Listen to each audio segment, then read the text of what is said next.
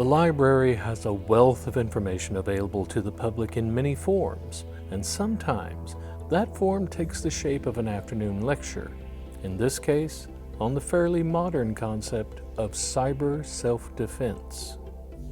So when people use the internet, there are a lot of resources that they can access, but at the same time, there are dangers. So they need to know about those dangers and how to be safe and to be protected from those dangers.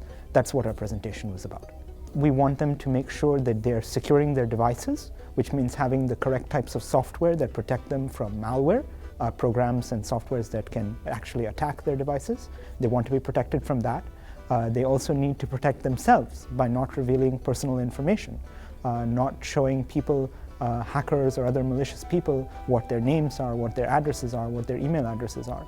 And we also want to show them what are the safe online behaviors. So they shouldn't be doing something like online transactions where there's sensitive information when they're using a public, non-encrypted and non-safe network. That's a pretty common mistake these days. In a restaurant or coffee shop, hopping on the free wireless hotspot and assuming it's as safe as your password-protected home or work Wi-Fi, it's not.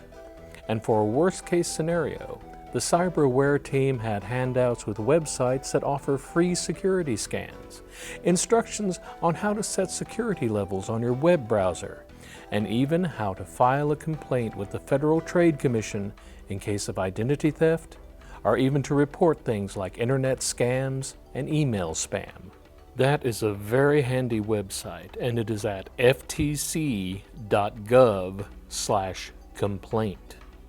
Really, a lot of people are very vulnerable to these kind of dangers, and there are a lot of people who are actually suffering from things like, for example, child sexual exploitation. That's a huge problem. Cyberbullying, that's a problem. People, identity theft, scams where people lose their personal information. You know, everybody kind of has this idea that the internet can be dangerous, but yet there are so many victims. So they really need to know what they can do to protect themselves. So one group that's very vulnerable especially is people from low-income backgrounds and especially people who do not speak English very well, because a lot of the materials, for example, the materials that we presented today, they may not be accessible in other languages. So that's something that's an important part of our campaign.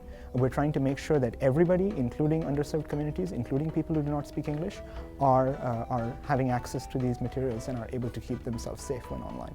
So we've presented these presentations to students from underserved communities, and what we realized is that they do know, actually, a surprising amount, more than I really know, about the dangers of the internet.